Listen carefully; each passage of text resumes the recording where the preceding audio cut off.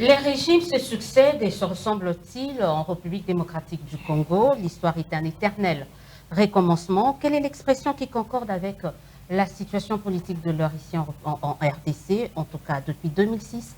La République démocratique du Congo a connu 3 cycles électoraux tout aussi conflictogènes et chaotiques les uns après les autres. Alors le 4e cycle sera-t-il le bon? Apportera-t-il une sérénité? Réussira-t-il à rassembler les Congolais de plus en plus divisés? Permettra-t-il au pays d'envisager résolument son développement et devenir le pays solution de la misère en Afrique et pourquoi pas dans le monde? Les questions dont les réponses passent sans nul doute par la paix, surtout dans la partie est du pays. Alors, cette paix passe-t-elle par l'état de siège où le gouvernement doit envisager d'autres stratégies? Merci de nous retrouver dans cette émission spéciale qui reçoit pour vous Germain Kambinga. Bonjour et bienvenue. Yodia, bonjour. Je ne serai pas seule pour co-présenter cette émission. Je serai avec deux de mes confrères, notamment Peter Tiani de Perfect Télévision. Bonjour Peter. Bonjour Élisée. Mais également Perro Loira de CPL TV. Bonjour Perro. Bonjour Élisée, bonjour à Monsieur Kambinga. C'est un plateau assez volcanique, hein, je pense que la température va rapide. Tout de suite compris que je n'ai pas voulu vous présenter parce que justement je ne sais pas comment vous présenter. Je suis le président du regroupement politique Le Centre. Nous avons, il y a quelques années déjà, entrepris de mettre sur pied un courant idéologique, comme il en existe partout dans le monde et qui n'existait pas formellement en RDC, ça veut dire le centrisme. Cette idée toute simple que la solution ne se trouve pas dans les extrêmes, mais dans une espèce de consensus permanent et de fédération des différentes positions et l'émergence à travers cette fédération de points de vue forts, mais qui rassemble les divergences. C'est ça l'idée du centre, c'est la systématisation du consensus. C'est notre projet et nous sommes toujours là-dessus.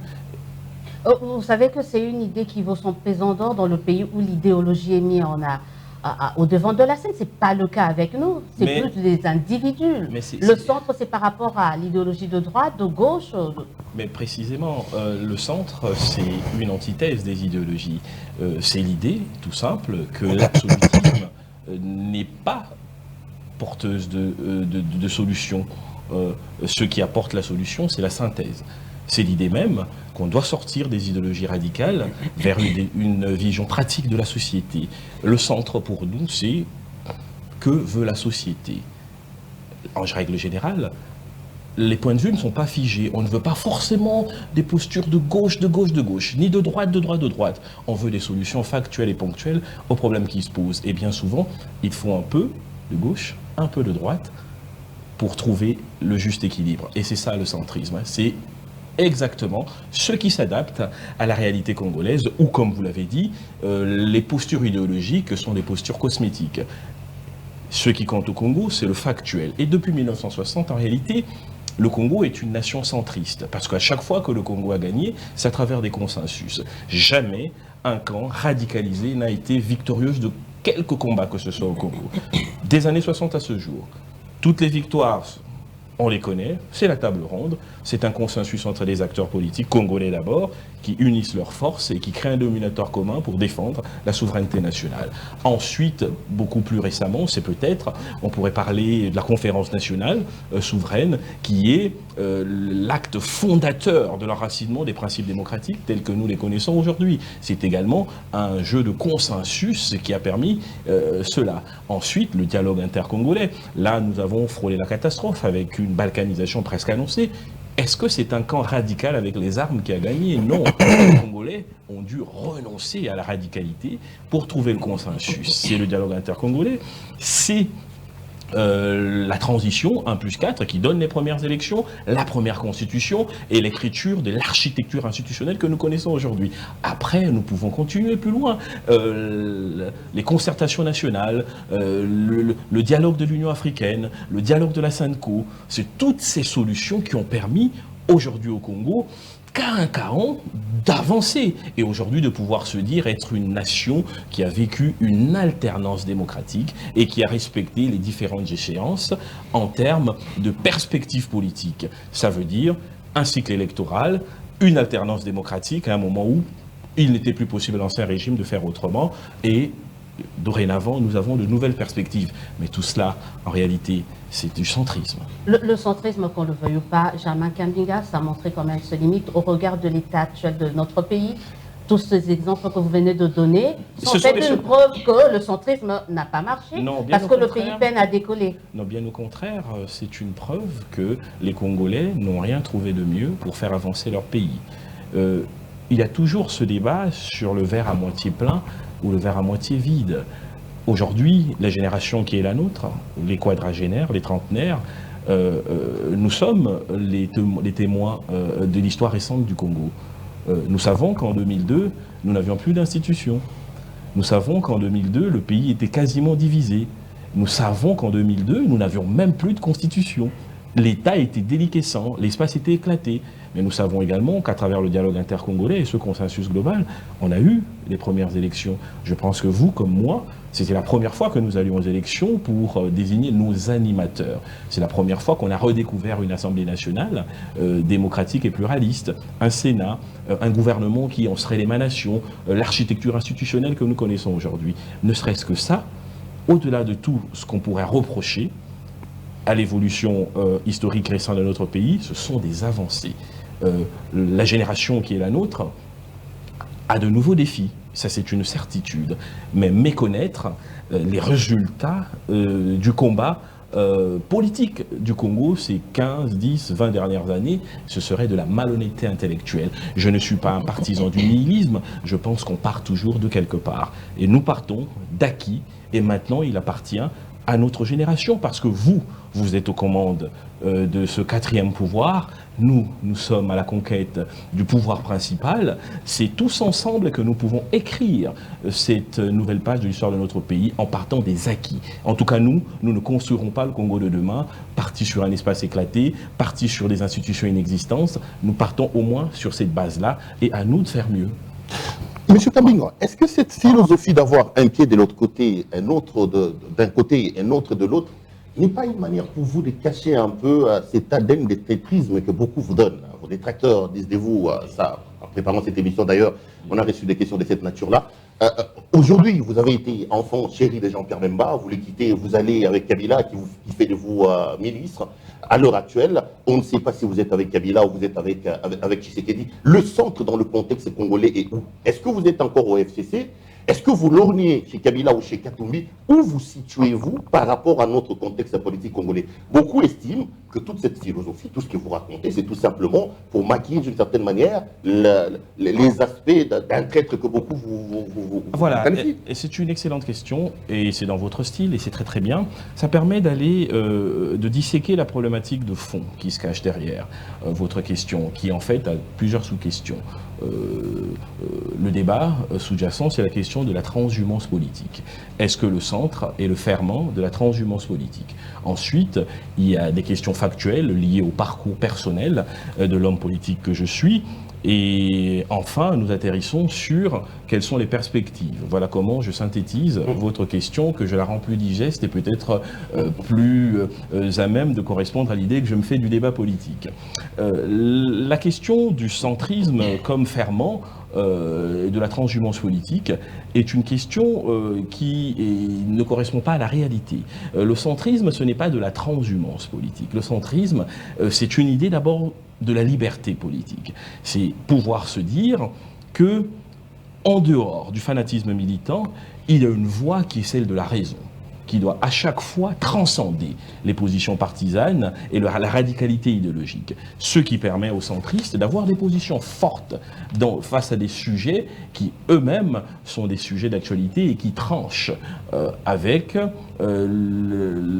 l'idée du schisme de l'espace politique. Ça veut dire, lorsqu'à gauche on dit non, Kadima, c'est l'homme de Tshisekedi, il va tricher pour Tshisekedi, pour que Tshisekedi soit élu, et qu'à droite, on dit non, on n'a jamais vu une photo de Kadima avec Tshisekedi, il a été désigné par les confessions religieuses, le chef de l'État n'a fait que prendre acte. Il y a une vérité entre les deux.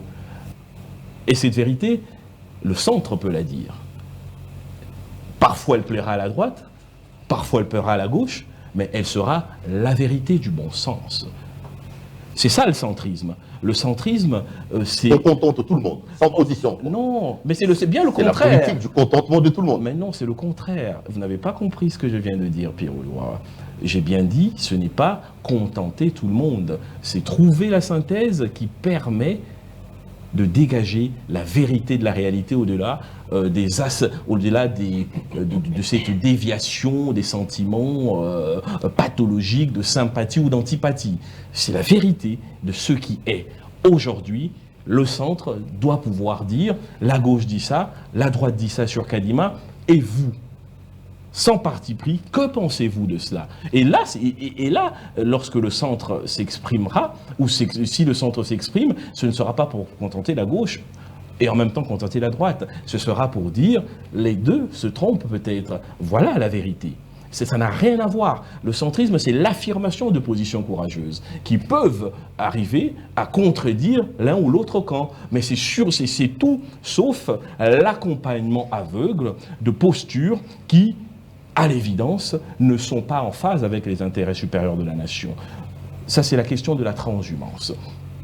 La question du parcours personnel et peut-être aussi de la mauvaise publicité dont vous avez certainement, à un niveau ou à un autre, été le relais sur la modeste personne de Germain Kambinga, c'est tout simple. J'ai commencé la politique en 2006, globalement. Ça me fait plus de 15 ans de politique. Et sur ces années de politique, j'ai passé 8 ans. Au MLC, c'est le seul parti auquel j'ai adhéré. J'ai considéré, à un moment donné, que je pouvais prendre ma liberté et faire mes propres choix stratégiques. C'est un choix que j'assume. J'ai considéré que je ne laisserai plus personne décider des options stratégiques qui concernent la conduite de mes ambitions politiques. Je me suis retrouvé avec d'autres, nous avons créé, après réflexion, le mouvement centriste, qui est ce mouvement de la liberté, rien d'autre. Voilà le parcours de Germain Kambinga. La traîtrise et tout ce que vous racontez, j'aimerais qu'on me l'explique. Est-ce que la traîtrise, ce serait de voir le centre soutenir Emmanuel Ramazani Chadari et d'être parmi les fondateurs du FCC? Ce serait la traîtrise? C'est ça que vous appelez traîtrise? Ah bon? Ben vous m'apprenez quelque chose. Mais alors, ceux qui ont adhéré à Cash et ceux qui ont adhéré à la Mouka, eux, ils ont le droit. Parce qu'ils sont grands, beaux et forts. Et nous, nous sommes des nains intellectuels. Nous ne sommes pas aussi congolais que eux. Nous n'avons pas une vision. Nous ne pouvons pas réfléchir sur l'avenir du pays. Nous ne pouvons pas considérer que non, les choix devraient être X plutôt Y. Moi, j'ai refusé cet esclavage partisan. Je considère que la loyauté ne peut pas être synonyme de génuflexion. Nous signons des accords, nous tombons d'accord et nous avançons. Certains sont allés à la Mouka, certains sont allés à Cash, d'autres ont fait l'OFCC. Certains étaient à Genève, ils se sont disputés, ils se sont séparés, ils se sont réconciliés et ils s'apprêtent à se séparer. Au nom du dynamisme politique, vous savez, un peu à la... Et on arrive à la question fondamentale de l'histoire de la transhumance politique. C'est un terme que nous devons mettre au placard dans l'histoire politique de notre pays, mais parce que ça n'a plus aucun sens. C'est-à-dire des questions de stabilité politique, des questions de loyauté, comme on le voit ailleurs. On sait que celui-là, il est de la gauche, il est du Parti Socialiste, il fait sa carrière là-bas, il est de la droite, il fait sa carrière. Ça n'existe pas, donc vous, il faut enlever ça. Mais il faut l'enlever parce que vous prenez des exemples qui ne considèrent pas tous les paramètres. Le Parti Socialiste n'appartient pas à un individu et à sa famille. Il n'y a personne qui adhère au Parti républicain pour défendre la cause d'une famille et d'un homme. Ce sont des partis séculaires. Ce sont des partis où l'institution parti est au-dessus des hommes. Nous sommes à l'amorce des processus démocratiques. Nous cherchons encore nos modèles démocratiques. Les partis politiques appartiennent à des familles, appartiennent à des individus. Des familles biologiques? Biologiques, oui. Oui, parce qu'il faut être clair. À des familles biologiques et à des individus. La question, alors, de la stabilité dont vous parlez repose sur le choix individuel que ferait un homme qui a fait des études et qui a des ambitions de renoncer à tout cela au profit du destin d'un autre. Ça n'a rien à voir avec ce qui se passe à l'étranger. J'en Il ai- faut le comprendre. Oui, je vous en prie, c'est un échange. Et je m'explique. Prenez tous les partis politiques congolais, des plus grands aux plus petits. Prenez tous les acteurs politiques congolais, du plus grand au plus petit. Donnez-moi un seul qui n'a pas opéré le mouvement circulaire, donc que vous appelez transhumance, si c'est comme ça qu'il faut l'appeler. Moi, ce que je conteste, c'est l'idée que certains, parce qu'ils sont grands, beaux et forts, ont le droit de dire que Kabila leur a volé une élection et d'être capable aujourd'hui de vouloir se mettre avec lui. Et ce serait normal d'avoir dénoncé le débauchage à l'époque de Kabila et d'avoir créé l'union sacrée par des méthodes qui sont contestables. C'est normal. Et lorsque le centre décide de faire un choix, d'appeler ça de la traîtrise et d'essayer de détruire une carrière et une vision pour la République. J'ai commis une erreur. Je ne répondais pas. Parce qu'on me disait il faut prendre de la hauteur. Mais je n'avais rien compris à l'évolution de l'organisation politique de notre pays. Un acteur politique doit avoir les pieds dans le système politique. Il ne faut plus laisser dire et laisser faire. Alors, quand il est nécessaire d'expliquer, il explique. Je vous ai posé une question, j'espère que j'aurai une réponse. Là, c'est un nouvel homme, comme tac, tac, tac. Je vous ai posé une question, c'est peut-être à Peter Tchani de prendre la parole, j'espère que j'aurai une réponse. Sur la question de la transhumance et de la traîtrise. D'accord, mais... Je vous ai donné mon parcours, si j'ai menti, vous me direz. Mais le fait de faire comme Voilà. les autres ne vous disculpe pas du mal si ce n'est que le mal. Pour moi, c'est pas le mal. D'accord. Voilà, moi je ne considère pas que ce soit mal pour la Mouka, objectivement, de considérer qu'aujourd'hui, celui qu'ils accusaient d'avoir volé leur élection puisse devenir un partenaire. C'est un choix politique et stratégique. Les organismes politiques sont des machines froides, structurées pour conquérir le pouvoir. Et bien souvent, il y a une espèce de machiavélisme dont la légitimité est reconnue à certains et méconnue à d'autres. Et c'est ce déséquilibre d'analyse et de jugement public que moi je conteste et que je n'accepte pas. Est-ce que vous n'avez pas l'impression aujourd'hui d'errer depuis que vous avez quitté le MLC? Ah non, ça c'est une excellente question. Moi je suis fier du parcours qui est le mien. Et je pense que dans une nation où il y a très peu de référents, les gens devraient s'inspirer des exemples d'évolution positive et de réussite. Je n'erre pas, j'ai quitté le MLC, j'ai créé le centre, je n'ai rien fait d'autre. Le Germain Kambinga a connu, qu'on sait tout feu, tout flamme, qui inspirait la jeunesse. Il avait 28 ans, 29 ans. Aujourd'hui, c'est un quadragénaire qui a plus de 15 ans de carrière politique. Tu sais qu'il dit jusqu'à 60, 70 ans, il a toujours continué à faire rêver. Oui. Le Germain Kambinga qu'on connaissait hier qui faisait rêver. Oui. On vous suivait dans le média. Merci beaucoup. Oui, beaucoup. Depuis 2001, je suis dans le média. Oui. Moi, je vous ai suivi. Plusieurs interventions brillantes au MLC, porte-parole du MLC. Vous gérez à l'époque, je crois, Canal Kin. Vous avez fait rêver.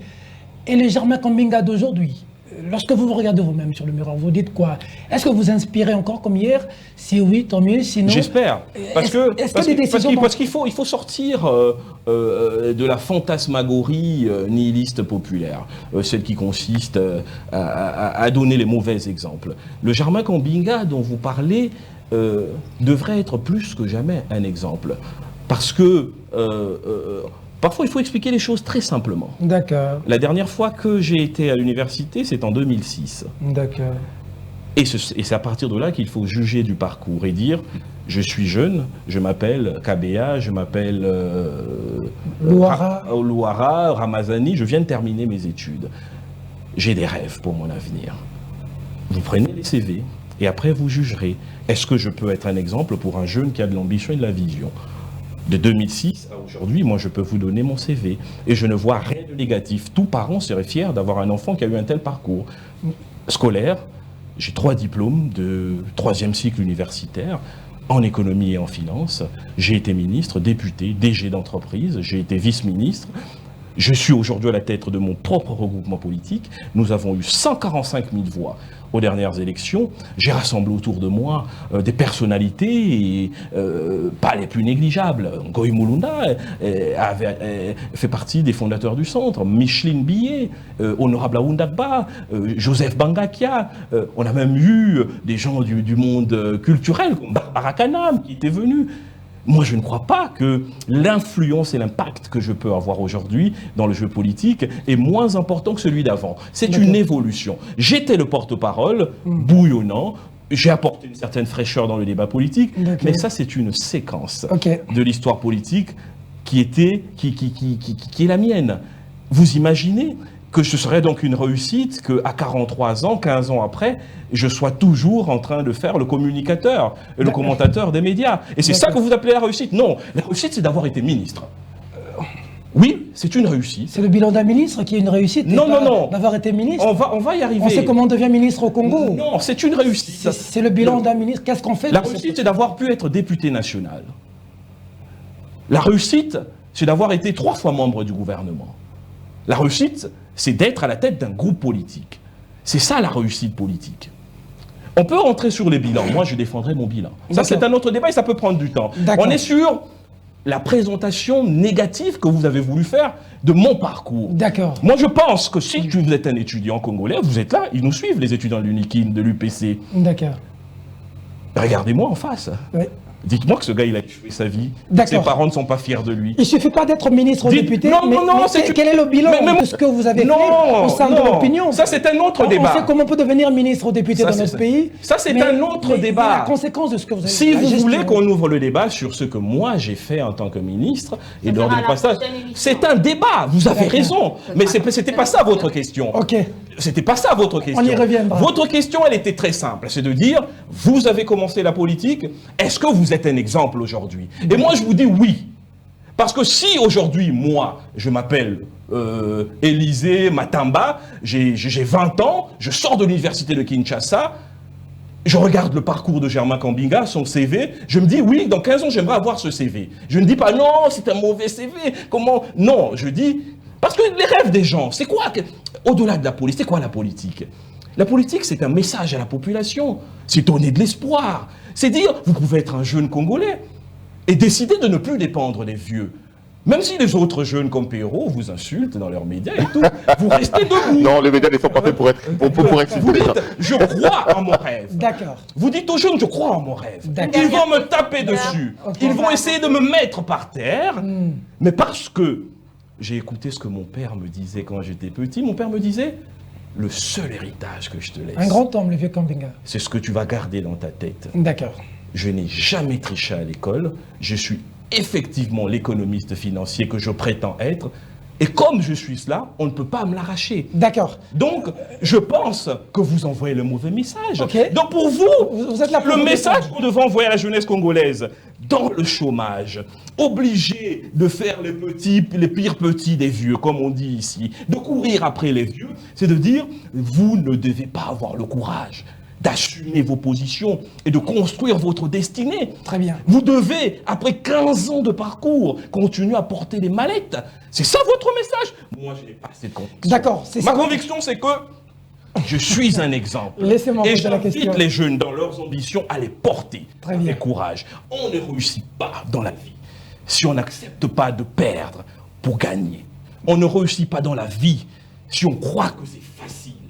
On ne réussit pas dans la vie si on ne se bat pas pour réaliser ses rêves. Très bien. J'ai l'impression de vous avoir sorti de vos gangs. Bon, c'est pas grave. Je vais Non, continuer à accrocher je suis dessus. très à l'aise. Je vous réponds. Je vais continuer à creuser Parce dessus. qu'il y a un mauvais... S'il vous plaît, monsieur Kambinga. Le centre. Ah oui. Le centre. C'est l'antithèse. Ensuite, la synthèse. J'ai l'impression que le centre, ça se meut un peu à la neutralité. En fait, c'est dire à quelqu'un que vous avez raison et à l'autre, vous n'avez pas tort.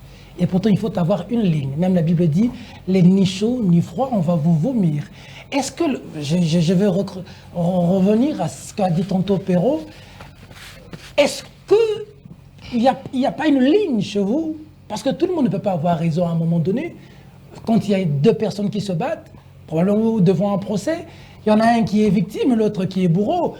Comment le centre veut trouver de la synthèse dans toute chose? On a l'impression que le centre veut dire mixer, mais pas de ligne. Mais non, ça c'est... Quelque chose qui justifie justement cette transhumance dont on vous accuse. Écoutez, ça c'est une mauvaise lecture. Encore. Oui, c'est pour ça que ça sert, ce type d'émission. Le centrisme, c'est pas la neutralité, c'est tout à fait autre chose. Et c'est ça peut-être la confusion. Je l'ai dit, ce sont des positions affirmées qui trouvent une voie de passage entre des voies extrémistes. Vous savez, nous n'avons pas inventé le centrisme. Hein. Le centrisme existe dans le monde entier depuis des dizaines d'années. Le centrisme, c'est le résultat de quoi?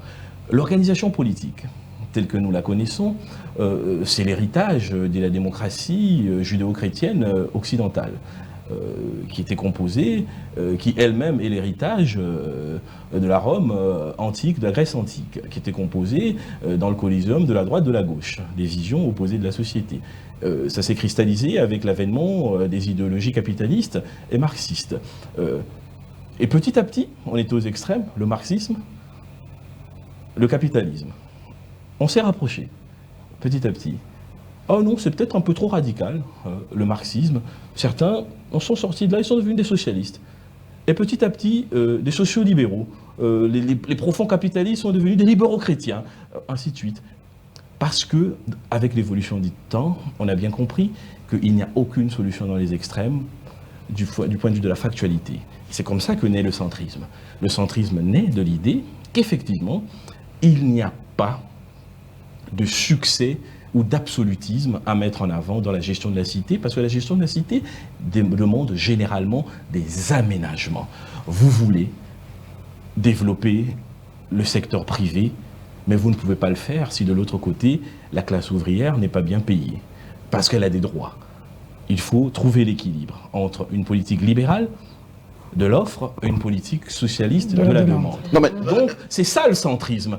Nous n'avons rien inventé. Maintenant, la question, est-ce que cela s'adapte aux réalités congolaises, qui sont des réalités très radicales, hein. Vous savez, je vais vous dire quelle est ma théorie. Au Congo, et ça c'est depuis les indépendances, nous sommes une société radicale. Hein. Si vous n'êtes pas pour Vita, vous devez être pour Imana. Si vous n'êtes pas pour JB Mpiana, vous devez être pour... Exactement. Et en politique, nous avons deux référents, des benchmarks historiques. Ça n'a pas changé. Le pouvoir, on le gère comme le MPR. C'est une constante. L'opposition, on l'a fait comme l'UDPS. On n'a pas un autre breviaire de l'opposition. C'est toujours la ligne d'Étienne Tshisekedi. Soit on est collé à ça, soit on se rapproche, mais la ligne, le benchmark, comme on dit en finance, c'est UDPS, Étienne Tshisekedi pour l'opposition. La gestion du pays, c'est MPR Mobutu. Tous ceux qui sont au pouvoir n'ont pas changé de logiciel. Et tous ceux qui sont dans l'opposition n'ont toujours pas changé de logiciel. Donc le combat du centre est effectivement très difficile, parce qu'il y a deux logiciels dominants dans l'histoire de ce pays, les 40 dernières années.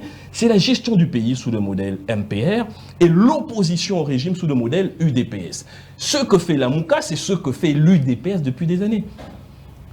La gestion du pays, à l'époque de Kabila et autres, la composition, la géopolitique, les arrangements, c'est ce que faisait le MPR. Vous voyez. Et c'est ce que fait Tshisekedi aujourd'hui. Il n'y a que deux logiciels, hein, je vous l'ai dit. Jusqu'à présent. Et le changement, le vrai, ne viendra pas des absolutismes que défend par exemple. Non, mais puisque vous parlez des absolutismes, vous êtes au FCC ou à l'Union sacrée? C'est quand même une question importante là. Donc on peut... Vous voyez... Là, le centre se situe à quel niveau? Vous êtes encore avec Kabila ou vous l'avez déjà quitté? Le centre droit, le centre gauche. Exactement. Vous êtes où à l'heure? Contextualisons les choses. Le centre à l'heure actuelle. Vous êtes encore au FCC? Vous voyez, c'est ce type d'absolutisme que je refuse. Moi, je refuse que l'on puisse considérer que pour exister dans la politique congolaise, il faut être derrière X, il faut être derrière Y. C'est le combat que j'ai. Maintenant, votre question... Vous êtes à l'heure actuelle. Maintenant, votre question, pour savoir, mais je suis au centre, d'abord. Ah oui, je revendique cela. Vous êtes d'abord du FCC avant. Non, parce que vous êtes quand même parti aux élections sous la bannière du FCC. Moi, je suis très à l'aise avec ce type de questions parce que j'ai déjà expliqué au départ. Plus jamais on ne me prendra au piège de la faiblesse de la reconnaissance, de la primauté d'un courant politique vis-à-vis de mes propres stratégies et de stratégies du centre. Je vais répondre maintenant à votre question de la manière la plus décomplexée. Le centre est un mouvement politique qui a été créé et qui s'est allié au FCC à travers la création du FCC, si vous voulez, pour soutenir la candidature d'Emmanuel Ramazani Shadari, que nous avons portée de la manière la plus courageuse, sans ambiguïté. Nous, on n'est jamais dans l'ambiguïté. Comme les autres sont allés soutenir la Mouka, comme les autres sont allés soutenir Cash. On a tous fait des choix. Et personne ne peut dire que tel choix était pire qu'un autre. Si le choix du FCC était pire qu'un autre choix, il n'y aurait pas eu l'accord FCC-Cash. Après, ça veut dire qu'il n'y a pas de démon, nulle part. Si l'accord du centre au niveau du FCC était diabolique, la Mouka, l'aile dure, ne serait pas en train de travailler pour une union avec le FCC. Ça veut dire quoi? Nous avons accompagné Emmanuel Ramassani Chalari et nous avons échoué aux élections. Le FCC, regroupement électoral, s'est arrêté. En mars, le président de la République n'a pas de majorité et l'espace politique est éclaté. Nous re-signons au FCC dans le cadre d'un accord qui nous permet, avec le FCC, de nous mettre avec Cash et faire un gouvernement de coalition. Ça nous convient, parce que c'est ça l'idée du centrisme. C'est toujours chercher le consensus. On essaye, ça ne marche pas. Une année et demie après, 90% du sociétaire du FCC font l'objet d'une OPA, offre publique d'achat. Hostile, cette fois-là, parce que le propriétaire n'est pas d'accord. Le FCC est totalement amputé. On se retrouve 12 mois après cet épisode avec un groupe politique qui doit se déterminer. Voilà où on en est. La position du centre, elle est très claire. Maintenant, à cet égard, c'est nos revendications sont très simples. Quelle est la nouvelle offre politique du FCC? Voilà, vous posez cette question à qui? Aux sociétaires du FCC qui sont restés. Vous en êtes? Oui, mais je ne suis pas le principal décideur. Ah, là, vous êtes un observateur au sein du FCC. Je suis en tant que président du centre, membre de la conférence des présidents, et cette revendication, nous l'avons portée de la manière la plus officielle, et la réponse ne nous est pas parvenue. Vous l'attendez de qui? Des Kabila? De l'autorité morale? Du président de la République, Joseph Kabila, notamment, mais également de ceux qui dirigent la cellule de crise. C'est des questions qui sont posées sans complexe, et il n'y a pas d'ambiguïté. Vous donnez combien de temps comme ça pour finalement décider? Ça ne va pas très vite. Est-ce que votre cœur n'est pas en train de battre déjà quelque part? Mon cœur ne bat que pour le centre. Le plus grand rêve que nous avons retenu, vous pouvez retenir les images, que j'ai dans ce combat, c'est qu'un jour, dans ce pays, le centre est 50, 60 députés comme les autres, 10, 20 sénateurs, des députés provinciaux, et que nous existions. C'est l'œuvre d'une vie. Je n'ai pas d'autre combat. Mon combat, c'est le centre. Parce que je crois au centrisme. Parce que je crois que c'est une solution. Germain Kambinga, vous êtes encore au FCC, donc en attendant la fameuse réponse. C'est une réponse que nous attendons. Et donc en attendant, vous êtes encore le centre est au FCC. Et en attendant, le centre est au centre. Voilà. Et je vous réponds très clairement, je n'ai pas une offre politique alternative par rapport à ce qui se fait au FCC actuellement. Monsieur Germain Kambinga, donc, comme l'arrangement ou l'entente ou l'adhésion du centre au FCC s'est fait sous la bénédiction et la couverture, après un échange direct, 3-4 échanges avec Joseph Kabila, lui-même directement. Ce n'est pas des intermédiaires, c'est avec Joseph Kabila, le président de la République honoraire, sénateur à vie. Nous avons échangé parce que c'était ça sa politique. Il est très compliqué, bien sûr, comme vous le saviez, à atteindre, mais quand il pensait qu'il avait besoin et que quelque chose pouvait être utile, il prenait son temps. Et moi, j'ai eu l'occasion et le privilège, avant d'adhérer au FCC, d'avoir certaines réponses. Aujourd'hui, il est plutôt en retrait. Nous avons posé des problèmes. Et nous espérons avoir des réponses. L'absence de réponse est une réponse aussi. D'accord, mais... Et s'il n'y a pas de réponse, nous aussi, nous tirerons nos propres conclusions. Pourquoi je posais la question de savoir ça va vous prendre combien de temps? Oh, ça ne va pas nous prendre beaucoup de temps. C'est-à-dire combien? Beaucoup de temps? Pas beaucoup de temps. Oui, mais de toute façon, je pense que lorsque le centre s'exprime, lorsque le centre définit ses actions à venir, vous comprenez très bien que nous sommes déjà dans la prospective et dans l'affirmation de nos propres convictions. Mais c'est Germain Kambinga, pendant ce temps, vous êtes au FCC. Maintenant là que nous parlons là, le centre est au FCC. Non, le centre est d'abord au centre. Je vous pose une question fermée. Une question fermée. Mais c'est une réponse ouverte que je vous donne. Non, je vous pose une question fermée. Et moi, je vous donne une réponse ouverte. Oui ou non, le centre est au FCC. Mais je vous ai dit ceci, que dans ce format-là, nous avons posé des revendications. Oui, mais vous étiez soit elles sont prises en compte, alors il y a une nouvelle... Mais d'abord... Vous échappez à la question, monsieur. Non, je n'échappe pas à la question. Voilà la logique. Voilà la logique. Vous étiez au FCC. Mais moi, je peux vous compliquer aussi votre Je question. vous en prie. Vous étiez au FCC. Vous étiez au FCC. Vous avez porté. Nous sommes signataires. Non, il faut faire une très grande différence dans votre façon de présenter. Le FCC n'est pas une structure d'intégration. C'est une structure de coopération. D'accord. On n'est pas du... Non, on est signataire dans une perspective de coopération. Bref, vous êtes tous... Le centre reste le centre. Le centre a présenté des candidatures, 700 et quelques aux élections, au nom du centre. Mais vous ne répondez pas à ma question. Mais si, je réponds à votre question. La question est celle-ci. Vous avez battu campagne pour Chadari. Absolument. Un homme tout à fait délicieux, pour qui j'ai la plus grande considération jusqu'à aujourd'hui. Politiques qui formaient le FCC.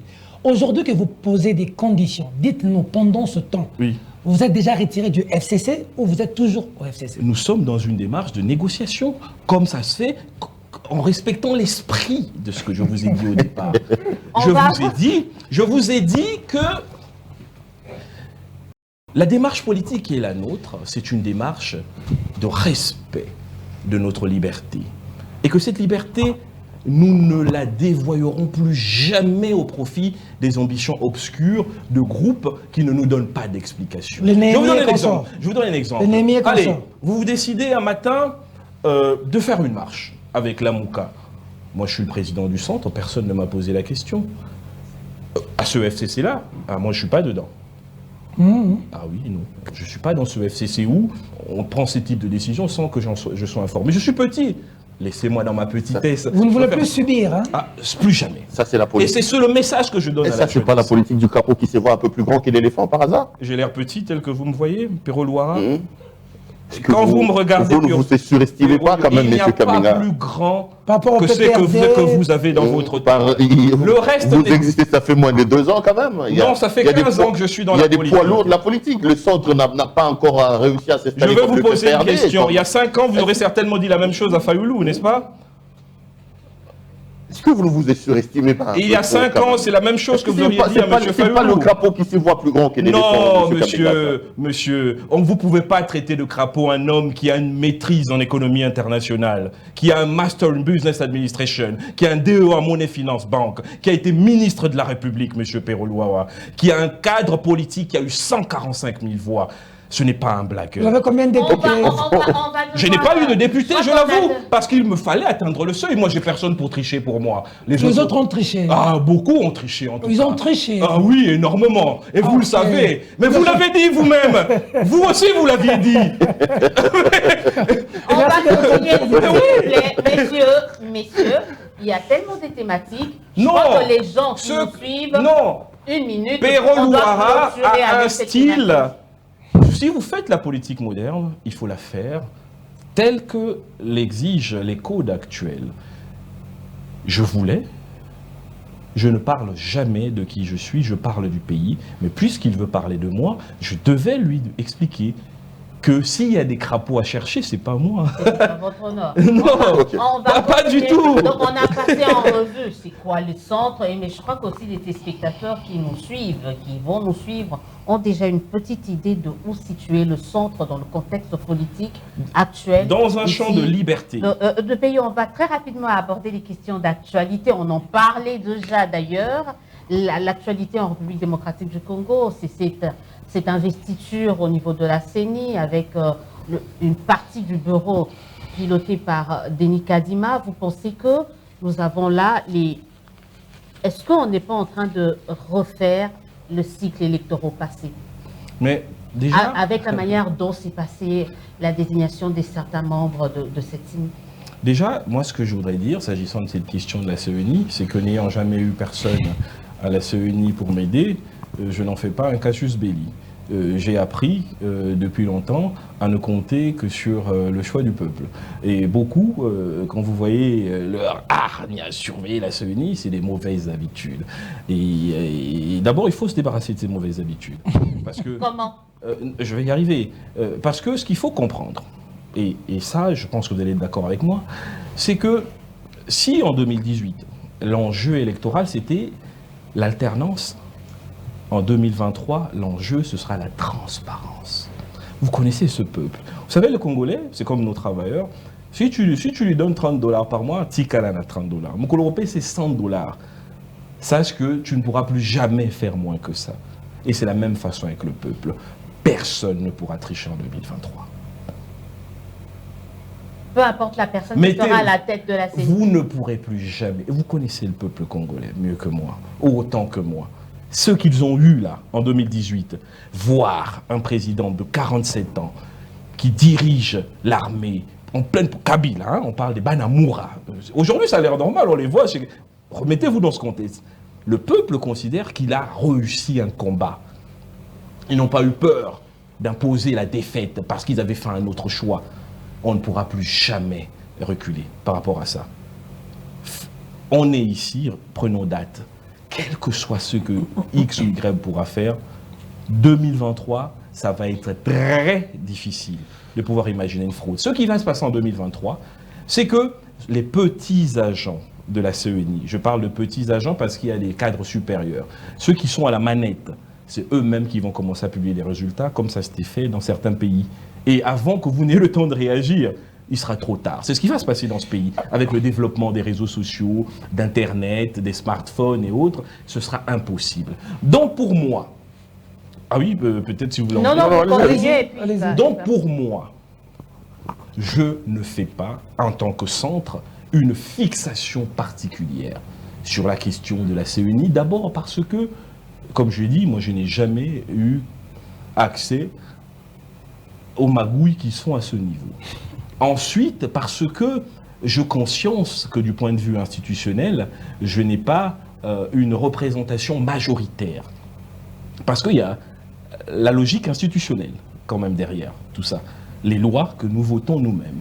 L'organisation et l'architecture institutionnelle fait que ceux qui ont la majorité, au terme de la loi, s'organisent pour avoir ce qu'ils pensent être une garantie de résultats possibles par rapport à l'avenir. Donc ils font des lois et ils espèrent que ces lois vont les aider à se maintenir. Et comme je n'ai pas la possibilité factuellement d'influencer sur cela, l'effort qui doit être le mien en tant que président du centre et tous les sociétaires du centre, c'est de préparer la surveillance citoyenne. C'est d'offrir au peuple congolais une offre politique volontariste, courageuse, et espérer qu'en 2 ans, 3 ans, on peut en séduire un maximum pour former le bloc centriste. Je ne vais pas perdre mon temps, alors que je n'ai pas de député à l'Assemblée nationale, alors que la mécanique est déjà là. Vous avez M. Kadima, qui est, semble-t-il, un des plus grands experts électoraux que ce pays connaisse.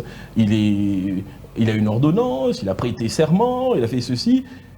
Si je fais cela, c'est que je cherche de la publicité. Parce que beaucoup le font parce qu'ils cherchent aussi de la publicité. Parce que combattre le Kadima, c'est donner l'impression qu'on combat Félix, et tous ceux qui n'aiment pas Félix Tshisekedi, on connaît ces méthodes. Il y a eu l'histoire du serveur en 2011, il y a eu l'histoire de la machine à voter en 2018, et on sait c'est quoi la conclusion. C'est jouer sur les émotions tout en connaissant la vérité pour obtenir des voix. Nous ne sommes pas là, nous n'avons aucun moyen, et d'ailleurs, on peut même prendre date avec l'histoire, je ne suis pas convaincu que il y aura un autre président de la CENI. Donc la marche de ce samedi, Lamouka, Kabila, Église catholique, Église protestante, ça vous dit absolument rien. Hein? Non, parce que la marche c'est 13 ici. Pour moi, factuellement, c'est quoi le résultat? C'est pour obtenir quoi? Un consensus, vous, l'homme du centre. Un consensus? Un consensus sur quoi? Vous êtes l'homme du centre. Opposer un rapport de force au pouvoir pour créer pour amener un consensus. Un dialogue pour avoir des élections apaisées, transparentes. Après 2023. Ok. Après 2023. Parce que pour défaire le processus qui est en cours, vous êtes d'accord avec moi, c'est qu'il faut d'abord faire le choix qui n'est pas élection en 2023. C'est la vérité. Aujourd'hui, il a prêté serment, il a commencé à travailler. Vous dites, organisons une marche pour qu'il y ait une pression, pour que tout cela s'arrête. Mais le préalable, c'est d'abord d'avouer, de dire au peuple que la condition, c'est qu'il n'y ait pas élection en 2023. Parce que si vous ouvrez une discussion Qu'est-ce qui vous dit que ce que En vous... 3 jours, certains disent qu'en 3 jours, on peut avoir des discussions et trouver un consensus. Oui, mais ça, c'est quand on aime beaucoup le lait. Mais la vie, comme disent les Ouest-Africains, c'est pas le lait. La vie, c'est la réalité, c'est des choses pratiques. Il y a des camps qui ont des intérêts diamétralement opposés. Félix Tshisekedi est président, personne n'aurait imaginé cela. Donc aujourd'hui, tout le monde considère que, ah, tiens, si Félix a pu remplacer Kabila, c'est que je peux remplacer Félix. Non, mais vous-même, quand vous appelez à un dialogue, c'est pourquoi? Parce que j'entends que dans votre programme, le centre parle d'un forum, d'un dialogue où les gens doivent se retrouver. Mais ça servira à quoi le dialogue que vous... Voilà. Le point de vue du centre. Il faut bien comprendre le point de vue du centre. Nous ne cherchons pas un dialogue au sens politicien du terme. Nous cherchons un dialogue pour débattre des problèmes de société. Les problèmes de société que nous connaissons, qui sont des préalables, si vous voulez, à la réussite du processus électoral. Les questions de tribalisme et de haine mutuelle entre Congolais. Nous pensons que le processus électoral, puisqu'il y a un processus qui est entamé, doit être accompagné d'une procédure d'aplanissement des divergences tribales, des divergences d'opinions exacerbées, et c'est l'essence même du centrisme. Voilà ce que nous proposons. Mais nous sommes pratiques, nous savons également que si nous ne faisons pas attention, nous allons nous-mêmes construire l'architecture et les étapes qui vont amener la République à un glissement. Le troisième appel du centre tire justement la sonnette d'alarme sur cette question-là et dit attention, tel que nous allons, nous risquons d'avoir un glissement. Les fondements, on dit que la manière dont on est arrivé à la désignation de Kadima a posé problème, c'est comme ça qu'il fallait... Oui. Vous, ça ne vous dit rien? Pour vous, le centre, même si quelqu'un... Pour vous qu'on réussisse ça... C'est un fait accompli. Je ne dis pas que le processus était régulier ou normal. C'est une fatalité? Nous sommes dans des pays sous-développés, avec des lois qui sont taillées sur mesure, avec des réalités qui sont les nôtres. Vous voulez changer ça, il faut changer tout le système. C'est tout ce que je dis. La proposition alternative, elle est laquelle? Prenons les deux que vous avez sur la table. La Mouka, minoritaire, ultra-minoritaire dans les institutions, il dit qu'il faut dépolitiser. Mais qui va écouter? La logique démocratique voudrait que ce soit la majorité qui décide. Donc ce serait logique pour vous que la minorité dicte son point de vue. Je ne sais pas dans quelle mesure est-ce que... Il y a une jurisprudence, hein, l'accord de la 5 ans, oui. on sait ce que ça fait. Qu'est-ce que ça fait l'accord de la 5 ans? Ça permet à concilier ceux qui étaient majoritaires et ceux oui. qui étaient minoritaires. Sur quel sujet? Ils ont enlevé Corneille Nangaa? Mais le peuple est souverain, M. Germain Combéga. C'est pour ça qu'on en va aux élections. La seule manière, lorsqu'on est un républicain, d'évaluer et de mesurer le choix et la souveraineté. Donc, nous sommes des pragmatiques. Et l'histoire de ce pays, des 3 cycles électoraux, ont démontré la vérité du pragmatisme que j'énonce. Nous sommes en 2006. Nous sortons du dialogue intercongolais. C'est un acteur de la société civile qui arrive, mais il est de toute façon accusé après d'avoir été racheté par le pouvoir. Et nous avons les résultats et les violences que nous avons eues. Nous sommes en 2011. On change la loi. On dit, ouais, de toute façon, la société civile, ça ne marche pas. La majorité prend la tête de l'opposition, prend la vice-présidence pour se neutraliser. Les élections sont proclamées, le représentant de l'opposition est jeté en pâture dans l'opinion comme quoi il aurait été racheté. Il y a des violences, contestation des résultats, et Tshisekedi, le père, prête serment dans sa résidence. Nous arrivons en 2018. Les mêmes choses. Cette fois-ci, on dit, on enlève à la majorité, on redonne à nouveau à la société civile, on crée cette loi qui est d'application, qui met en avant les confessions religieuses. Il y a une gymnastique scabreuse, contestée aussi à l'époque, hein, avec beaucoup de muscles. Et puis finalement, à la fin, après avoir acquis la popularité que cela donne, ils sont tous revenus dans le processus avec le même Corneille Nangaa. Ils seraient même allés avec Malou Malou. Hein. N'oubliez pas que c'était Malou Malou qui était là. Les mêmes acteurs politiques qui contestaient, mais à la fin, on aurait eu des élections organisées par Malou Malou. Donc c'est pour dire qu'en réalité, les questions individuelles nous semblent, à notre avis, assez périphériques. D'autant plus que Tshisekedi, qui est aujourd'hui président de la République, n'avait pas de représentant à la CENI. Martin Fayoulou, qui était deuxième à cette élection, au regard des résultats présentés par la CENI, n'avait pas de représentant. Emmanuel Ramazani Shadari, qu'on aurait pu soupçonner d'avoir dans sa poche Corneille Nangaa, la CENI, la composition, Bachengezi et les autres, a perdu les élections. Donc ça veut dire qu'au-delà de tout ce qu'on peut mettre, dans la balance parce que, je le dis, c'est parce que vous devez comprendre que ce n'est pas de la neutralité, le centrisme. Ceux qui se battent ou qui veulent exacerber ce combat recherchent la popularité. Ils savent pertinemment que comme en 2011, en 2016 et autres, factuellement, ça ne changera pas. Et à un moment, il vous donnera une belle excuse que vous allez accepter parce qu'ils ont le droit de tout faire. Si c'est quelqu'un d'autre, c'est un traître. Ils vont vous trouver une de ces superbes excuses. Ils sont immunisés. Oui, ils sont immunisés par vous. C'est vous qui les immunisez. Il y a oui. Trop de pics à l'endroit des médias. Prenons date avec l'histoire. L'élection présidentielle sera organisée par M. Kadima et les mêmes acteurs seront candidats. Et vous allez les immuniser. Vous n'allez pas rappeler qu'ils ils voulaient mettre le peuple. Comme vous avez immunisé ceux qui ont combattu la machine à voter. Comme vous avez immunisé de toute critique. Vous ne savez pas quand on se retrouve en phase 2 comment on se comporte. Oui. Hein. Tous ceux... Non, c'est pas en phase 2 qu'il faut le faire, c'est dans le public. On le fait quand même. Oui. Il faut mettre le même acharnement que les gens de ma génération ont mis les journalistes qui sont aujourd'hui députés autres à essayer de détruire ma carrière politique. Il faut le mettre aussi, même le même acharnement sur ces papas-là. Bon, il y en a plein, on va pas faire le débat. Je suis bon joueur, mais ça n'a pas marché. Ça n'a pas marché. 2011, ils sont où ceux qui parlaient du serveur? Ils n'auront pas l'élection, le serveur. Ne sont-ils pas allés aux élections?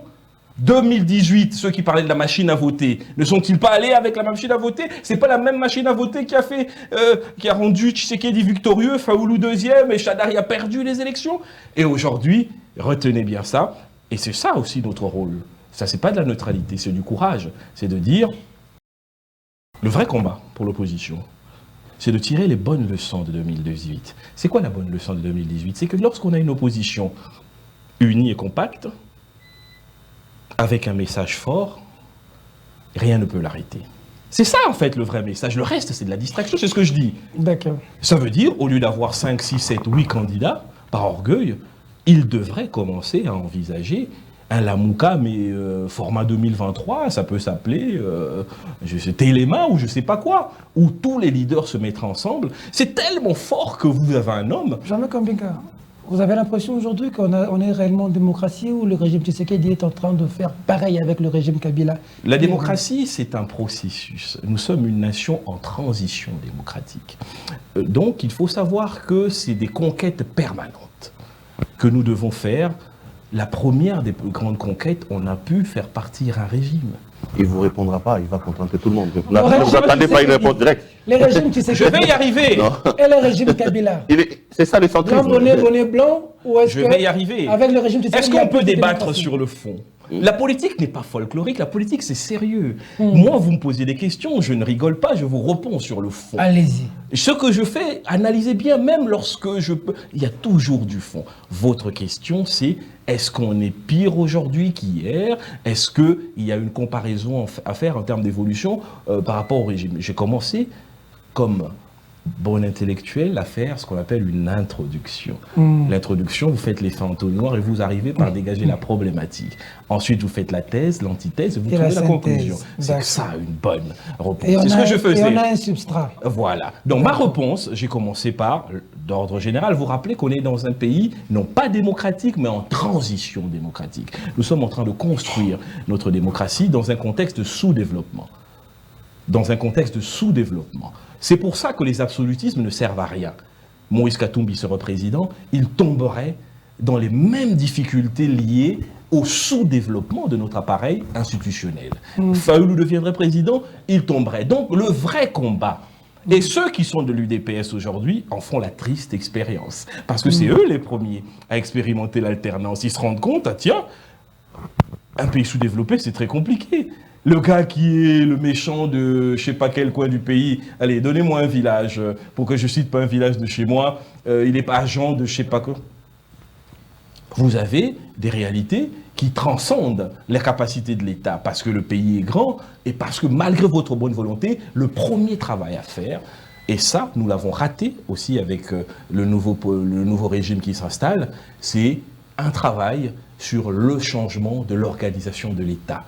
Le péché, c'est d'avoir pris un nouveau président, un peu comme ce que mon Nsemi avait dit, la voiture est en panne, vous changez de chauffeur. C'est ce qui s'est appliqué. Et vous allez vous rendre compte que c'est toujours les mêmes problèmes. Le courage qu'il fallait avoir, et je termine par là, il fallait faire le courage de la réforme de l'État congolais. L'État congolais n'est pas structuré pour se développer. Il fallait faire la réforme du système politique. Et on a raté une belle occasion avec le divorce FCC-Cash. Il fallait dissoudre l'Assemblée nationale. Prendre ce courage-là et mettre en place une nouvelle façon de faire la politique. Donc on a échoué sur tous ces plans-là. Donc on ne peut pas s'étonner qu'aujourd'hui, les mêmes causes produisent les mêmes effets. Je sais qu'Élisée est en train de conclure. Non, mais c'est vraiment la fin de je suis désolée. Je suis obligée, s'il vous plaît. On n'a pas abordé la thématique liée à l'état de siège. Ça sera le pays, c'est une guerre, rapidement. il faut y aller, il faut continuer. Avec l'état de siège. Nous sommes en guerre. Très rapidement, un mot par rapport au social. Dès qu'on voit les rames, gratuité de l'enseignement, vous pensez qu'on est sur la bonne voie par rapport à la gratuité, par rapport à ce dossier RAM, par rapport au Nous travail avons de échoué, et nous avons échoué parce que, dès le départ, nous n'avons pas changé, comme je l'ai dit, les fondamentaux du fonctionnement de l'État. Notre État fonctionne sous le modèle de la politique politicienne. Le système productif, l'économie, la migration de l'économie d'endettement vers l'économie des marchés financiers qui pourrait permettre d'avoir plus d'argent. Toutes ces réformes, on les fait quand et comment ? Pendant que vous parlez de Kadima, pendant que vous parlez de choses comme... on est encore au niveau, on parle de 4 murs pour faire une salle de classe. On est très très loin de ce que devrait être le défi de la gouvernance à RDC. Et malheureusement pour nous, nous avons déjà planté le décor de l'échec de qui que ce soit qui viendrait de 2023 à 2028, parce que le niveau de rattrapage est politique et organisationnel est tellement important que le Congo doit opérer un véritable sursaut patriotique. Et moi, je pense qu'il faut sortir du système et rêver que, comme on a vu dans d'autres pays, des forces indépendantes émergent et nous aident à refaire les choses. IGF. L'IGF, sur l'IGF. IGF, ben, je pense qu'il y a beaucoup de courage. Je pense qu'il y a beaucoup de courage et même de la passion chez l'inspecteur général des finances. C'est une condition nécessaire, mais dans un pays comme le Congo, je vous l'ai dit, sous-développé, avec des tares structurels très importants, il y a encore des étapes. Il y a beaucoup de volonté, mais il y a encore des étapes. Et il y a toute une théorie économique là-dessus qu'on appelle la théorie économique du crime. Mais je pense que la théorie économique du crime. Mais ça, il faut un peu plus de temps pour que je puisse développer. Franchement, il y a tellement des questions qui sont restées en suspens. On espère qu'on aura encore... Ce sera avec un plaisir. Ce sera avec... 30 secondes pour votre mot de la fin, parce que là, ça y est, on doit vraiment terminer avec cette émission. Mais merci beaucoup. Je remercie M. Perrault-Loura, je remercie Lissé Oudia et Peter Tiani pour cet échange franc, direct. C'est ça la nouvelle politique dynamique. On va dans le fond des choses. Mais c'est surtout la conviction que c'est cette génération qui est la nôtre qui doit prendre le courage de s'assumer avec volonté et force, avec un langage décomplexé, dire qu'on est prêt, on est capable, et sans nous, ils ne pourront pas changer ce pays. La preuve, ils n'y arrivent pas. C'est ça le message pour cette nouvelle génération. Moi, je vois ce qui se passe autour de moi, je vois cette volonté de cette nouvelle génération, mais parfois il nous manque du courage. Et c'est ce courage-là qu'il faut avoir. Sans nous, il n'y a pas de Congo de demain. Voilà, c'est par ce mot que nous mettons un terme à cette émission. Merci Germain Kambinga, président de parti politique. C'est un regroupement politique. Un regroupement politique, le Centre. Merci aux confrères qui ont co-présenté avec moi cette émission. On se dit au revoir, à très très bientôt, certainement avec un autre invité pour un tout nouveau numéro de cette émission spéciale. Merci à vous. Merci.